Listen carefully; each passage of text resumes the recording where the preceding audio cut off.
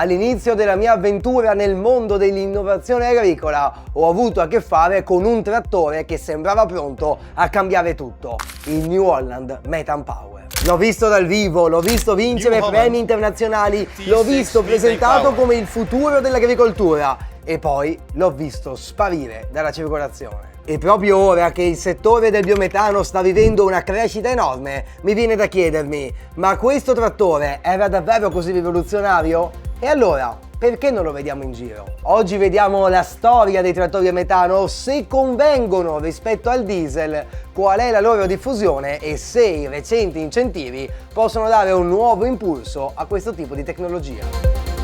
Aver realizzato il primo trattore a metano nel mondo mi rende molto orgoglioso.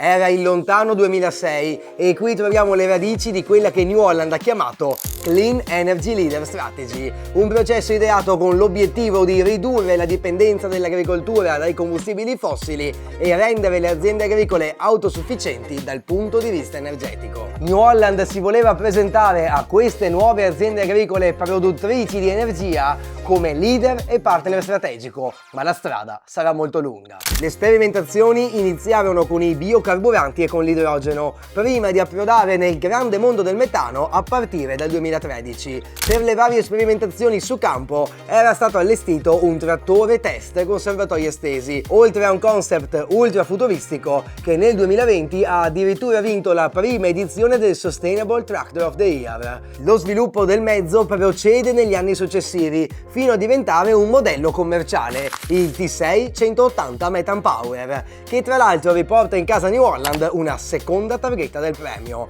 Ed è infine della scorsa Agritechnica la prima uscita pubblica del nuovo T7 270, sempre Metane Power, che si aggiunge al listino affiancando il T6 e ampliando la potenza verso l'alto per strizzare l'occhio ai gestori di grandi impianti. Oggi la transizione non è solo metano, non è solo elettrico, non sarà sicuramente anche l'idrogeno, sarà una tecnologia del futuro. Ci sono tante attività, soprattutto di ricerca di combustibili alternativi, che mirano a offrire un'alternativa al combustibile fossile. Quello che abbiamo davanti è un vero e proprio piano industriale poliennale che ha visto delle sinergie sia da Iveco lato Trax che da FBT lato motori. Si tratta di un impegno economico inquantificabile e di un output commerciale, il trattore a metano, che sembrava impossibile da raggiungere già solo 10 anni fa. Ma sto trattore funziona? Quello dell'economia circolare del biometano non è un concetto difficile da immaginare. Si tratta infatti di recuperare tramite fermentazione anaerobica l'energia presente all'interno dei reflui zootecnici, degli scarti agricoli e di colture dedicate. Dopo il processo di upgrading che vi ho spiegato in questo video per abbonati, gli output che otteniamo sono biometano e digestato, che ritornano alla terra rispettivamente come input meccanico ed input agronomico. I due elementi concorrono alla produzione del foraggio per il bestiame, che poi fa la cacca che finisce nel digestore e l'energia in circolo si rinnova. E il punto focale che ha permesso questo rinnovamento di energia è proprio il motore a biometano. Concettualmente più simile a un motore a benzina, ogni cilindro dispone di una candela per l'accensione e di un iniettore in prossimità dell'aspirazione in testa. I serbatoi vengono sostituiti da bombole ad alta pressione, mentre alcune caratteristiche costruttive del motore devono essere adattate alle maggiori sollecitazioni termiche. Dal punto di vista dell'operatore, però, il concreto utilizzo quotidiano è sovrapponibile a quello di un trattore diesel. Cambiano alcuni dettagli nelle curve di erogazione, nella potenza e nella coppia, che vi spiegherò dopo, però in campo è come un diesel.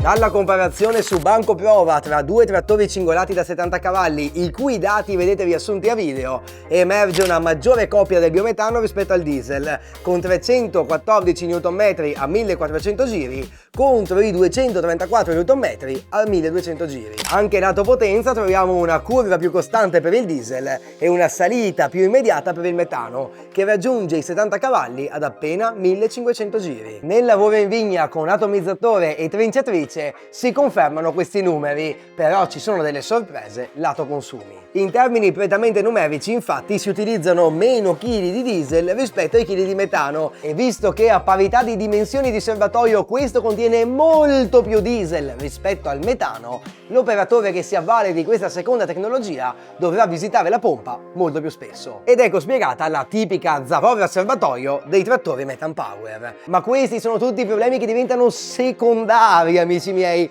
Infatti abbiamo appena trovato la tecnologia che renderà i nostri trattori ad emissioni zero. Giusto? Per decretare questo ci serve uno studio di Life Cycle Assessment, un metodo che misura l'impatto ambientale di una tecnologia considerando tutto il suo ciclo di vita e non soltanto ciò che accade durante l'utilizzo.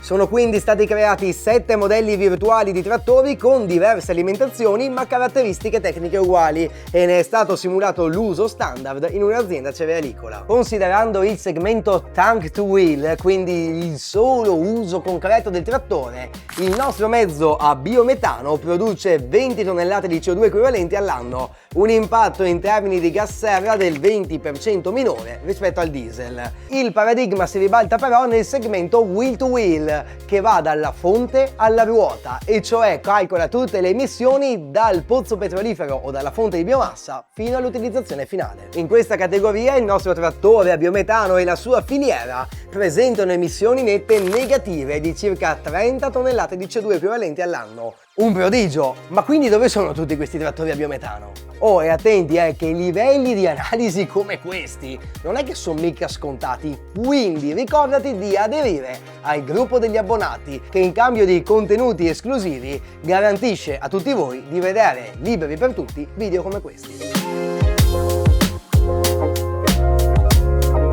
Dal 2021, anno di lancio del famigerato T6 180 Metan Power, secondo le mie stime sono stati piazzati in Italia meno di 20 trattori a metano, e questi sono presenti principalmente in grandi realtà che da anni lavorano nell'ambito bioenergetico con sguardo agroindustriale. La tendenza del mercato, sempre secondo stime non ufficiali, vede nel biennio 21-22 la vendita di alcune prime unità, per poi avere un rallentamento nel 23 e nel 24 e una ripresa con poco meno di una decina di trattori nel 2025.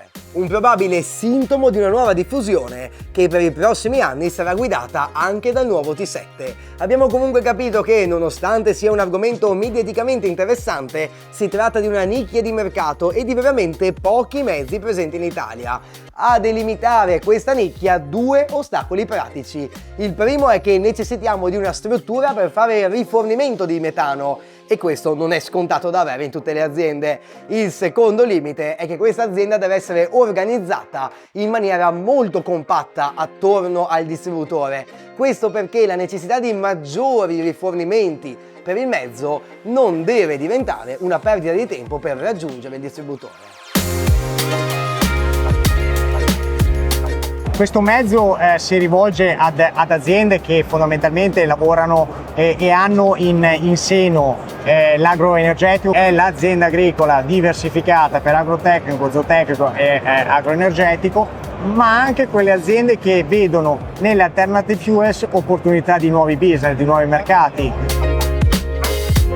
Questi sono i motivi che rendono la tecnologia molto appetibile per le flotte proprie dei grandi gestori di impianti a biometano, realtà che operano recuperando i reflui dalle aziende limitrofe e garantendo lo spargimento del digestato. In questo caso le nuove potenze portate dal T7 sono essenziali e il rifornimento può essere eseguito assieme al carico della botte. A ruota potranno seguire grandi impianti zootecnici che già dispongono di un impianto biogas e che hanno le forze gestionali ed economiche per affrontare la conversione a biometano. Ma invece per tutte le piccole realtà questa del trattore a biometano autoprodotto può sembrare un miraggio irraggiungibile. Il futuro d'altronde sarà essenzialmente polienergetico, e se da una parte il monopolio del diesel ormai è in profonda discussione, è anche vero che non tutti dobbiamo applicare il metano e dovremmo usare la fonte energetica migliore lì dove serve. Abbiamo capito che il trattore a biometano è la conseguenza di una filiera ben più complessa, non una macchina a sé stante come un tradizionale trattore diesel. Il suo successo dipende quindi da molto più del mezzo stesso, dalla presenza di impianti, dall'organizzazione aziendale, dagli incentivi statali e naturalmente dalla convenienza economica dell'intero sistema. Tutti fattori che finora hanno agito paradossalmente da freno alla diffusione di questa tecnologia. Ma anche se ci troviamo in una fase di transizione, la direzione indicata dal Piano Nazionale Integrato Energia e Clima è chiara. Il settore primario non è più un consumatore di energia, ma sempre di più un suo produttore. Nei prossimi anni molti degli impianti a biometano realizzati con i bandi PNRR entreranno finalmente in funzione ed è lì che capiremo se i trattori a biometano sono effettivamente un'ottima ciliegina sulla torta di una filiera virtuosa e perfetta, oppure sono solo una piccola parentesi della grande storia della meccanizzazione agricola.